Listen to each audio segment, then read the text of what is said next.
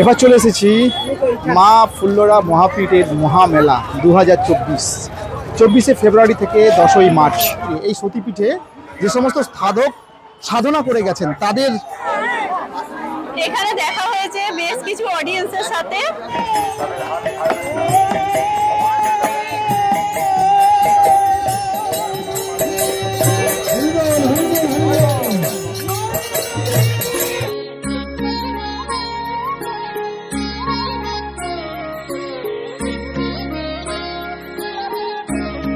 যারা বীরভূমে এসে মা কঙ্কালীতলার শেষ সতীপীঠে আসবে আর 14 কিলোমিটার একই রাস্তায় এলে চলে আসবে ফুল্লরা দেবীর এই মহা সতীপীঠে। যারা এই বসন্তকালে শান্তিনিকেতন ট্যুর করছো কিংবা করবে বলে ভাবছো, তারা কিন্তু শান্তিনিকেতন ট্যুর করতে করতে কঙ্কালীতলা দেখার পর মা ফুল্লরা দেবীর এই মহা সতীপীঠে কিন্তু আসতেই পারো, কারণ এই মহা সতীপীঠে হচ্ছে বাৎসরিক অনুষ্ঠান 2024। আজকে মায়ের বাৎসরিক অনুষ্ঠান, তাই এত ভিড়, ভীষণ বড় মেলা বসেছে। দেখো শুধু মানুষ সব বসে আছে ভোগ নেওয়ার জন্য।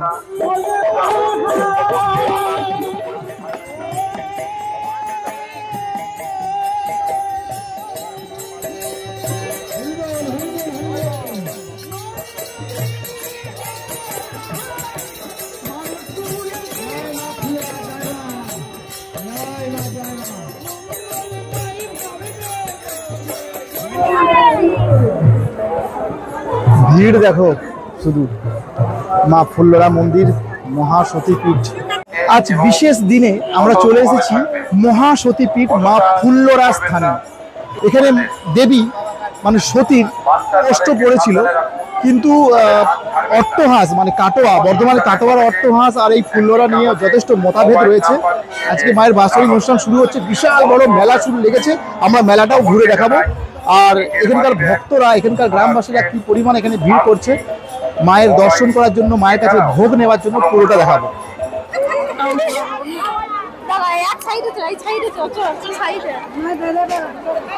আমার কথা চলে গেল।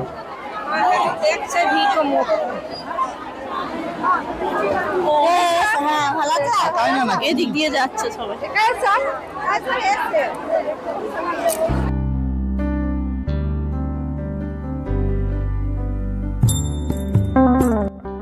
শোনা যায় মা ফুল্লরা দেবীর হাঁড়িকাঠের সামনে যে মাটি যদি গায়ে মাথায় মাখা যায় তাহলে কুষ্ঠরোগ কিংবা যে কোনো চর্মরোগের নিরাময় ঘটে। এখানে দেখা হয়েছে বেশ কিছু অডিয়েন্সের সাথে, ভীষণ ভালো লাগছে, খুব এনজয় করছি। সতীপীঠ মা ফুল্লরা দেবীর কিন্তু এখানে কোনো মূর্তি নেই, সেই প্রাচীনকাল থেকেই শিলারূপী মা পূজিত হয়ে আসছেন। মা এখানে দুর্গারূপী, ভৈরব এখানে বিশ্বেশ্বর।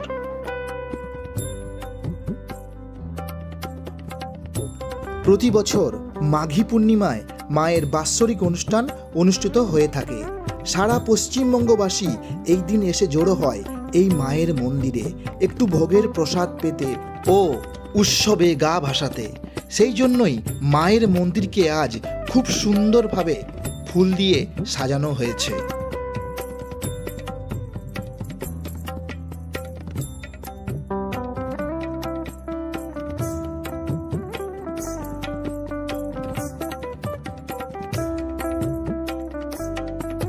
এখন ঘড়ির কাঁটায় 12টা 40। এখনো ভক্তরা ভোগ পায়নি, প্রচুর ভক্তরা বসে আছে ভোগের আশায়। কিন্তু কেন ভোগ পায়নি? এখনো মায়ের ভোগ চলছে। মাকে ভোগ দেওয়া হয়েছে, আধ ঘন্টা পর সবাই ভোগ পাবে। মায়ের ভোগটা মিশবে সকলের ভোগের সাথে, তারপর সবাই ভোগ প্রসাদ পাবে।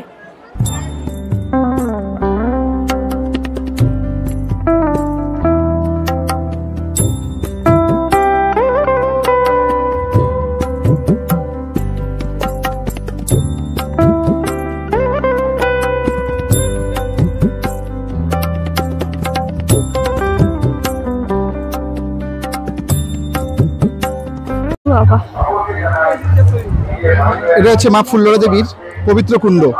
এখানে স্নান করে সবাই পুজো দেয় বা নিজের মনস্কামনা পূরণের জন্য যারা মানত করে থাকেন তারা এখানে স্নান করে থাকেন। এই হচ্ছে পবিত্র কুণ্ড, ঠিক মন্দিরটার পেছনে। দেবী ফুল্লরা মন্দিরের সামনে এই জলাশয়ের সঙ্গে রামায়ণের কিন্তু একটি সম্পর্ক রয়েছে। রামায়ণের দেবী দহর সময় অকাল বোধনে নীলপদ্র কিন্তু সংগ্রহ করা হয়েছিল এই পুকুর থেকেই।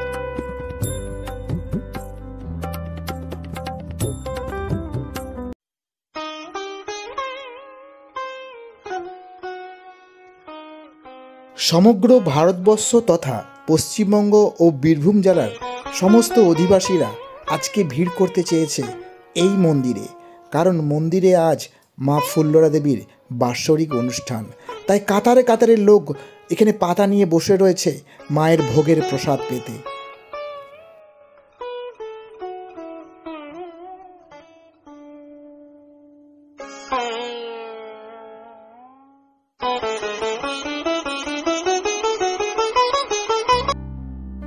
আজকের এই দিনে ভোগের প্রসাদ পেতে আমাদেরও কিন্তু খুব ইচ্ছে করেছিল, কিন্তু ভিড় দেখে কিছুটা ভয়ও হয়েছিল। কিন্তু শেষে আমরা কোনোরকম একটি প্লাস্টিক জোগাড় করে তার মধ্যেই ভোগ প্রসাদ নিয়েছিলাম। পরবর্তীকালে ওইখানকার কমিটি থেকে আমাদের শালপাতা দিলে আমরা দাঁড়িয়েই মায়ের এই ভোগের প্রসাদ খেয়েছিলাম তৃপ্তি সহকারে।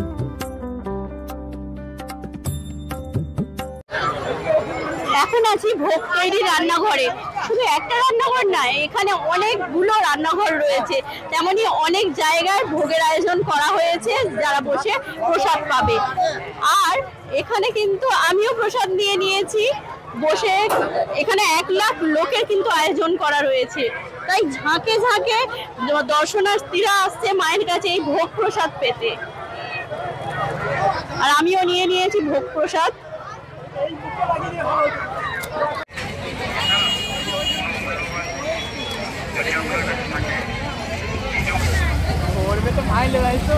এখানে একটা লজ রয়েছে, রাধা রানী লজ।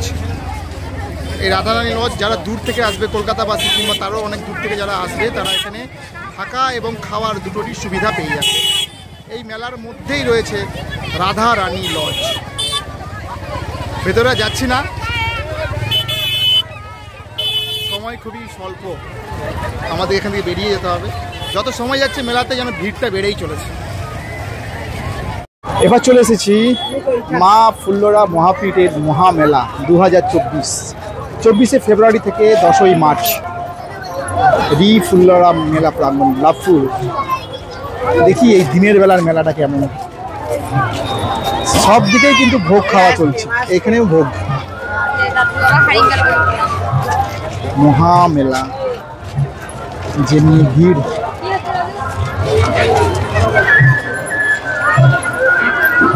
ভোগ ভোগ ভোগ, মহাভোগ।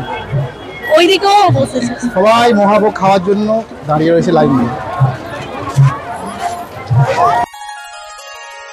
মা ফুল্লরা দেবীর মন্দিরের পাশেই বিশাল একটি মাঠে বিরাট এই মেলা বসেছে। মেলাতে কাতারে কাতারের লোক এখন থেকেই তো আসতে শুরু করে দিয়েছে। আগামী 15 দিন পর্যন্ত চলবে এই বিশাল মেলা। মেলাটা আজকে থেকে শুরু, তাই অনেক দোকানই ভালোভাবে বসেনি। মেলার মাঝখানে কিন্তু একটি প্রোগ্রাম করবার জন্য একটি জায়গাও রয়েছে। এখানে যেহেতু আজকে 1 থেকে 1.5 লক্ষ লোক আজকে ভোগ প্রসাদ খাবে, তাই বিভিন্ন জায়গায় আলাদা আলাদাভাবে রান্নাঘর বানানো হয়েছে এবং সেখানেই বসিয়ে খাওয়ানো চলছে। যে সমস্ত কলকাতাবাসী কিংবা দূর থেকে যারা শান্তিনিকেতন দেখতে এসেছো, তারা সোনাঝুরি হাট কিংবা কঙ্কালীতলা দেখার পর হাতে যদি তোমাদের সময় থাকে, তাহলে অবশ্যই ওই কঙ্কালীতলার রাস্তা ধরেই মহাপীঠ এই ফুল্লরা দেবীর স্থানে আসতে পারো। কারণ ফুল্লরা দেবীর স্থানে মহা উৎসব চলছে, যেটা কিনা বছরের সব সময় দেখা যায় না। এখনো পর্যন্ত তাঁবুই খাটানো হয়নি ভালো করে। জোলা সার্কাস আর ওই পাশটাতেও কত কিছু দোকান সব আজকে বসছে। সেই দূরে যে বাঁশগুলো দেখা যাচ্ছে, ওইখানেও কিন্তু কিছু না কিছু বসবে।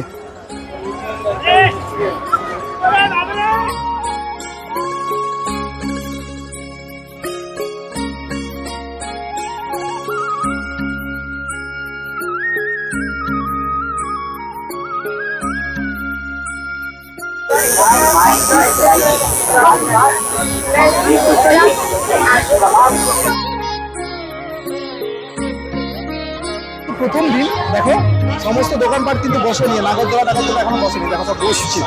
দেখতে পাচ্ছ কি সবে শুরু হচ্ছে এই মেলা। ভালো দিনে এসছি, আজকে থেকে শুরু হয়ে 15 দিন চলবে। আজকে মেন আজকে বিশেষ দিন, আজকে বিশেষ দিন, আজকে মায়ের ভোগ প্রসাদ এইসব ব্যাপারগুলো আছে।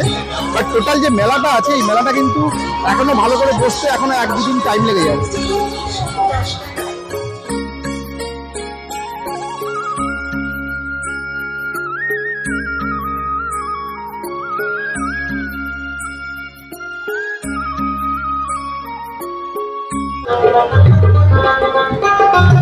এই জায়গাটা পুরো ফাঁকা রেখেছে কারণ এখানে যত প্রোগ্রামটা হবে প্রোগ্রামের জন্য, এবং উপরে ছাউনি দেওয়া, রাত পর্যন্ত অনেক রকম প্রোগ্রাম হবে। বাউল সঙ্গীতটা হবে এবং এখন বাউল সঙ্গীত অলরেডি একটা হচ্ছে।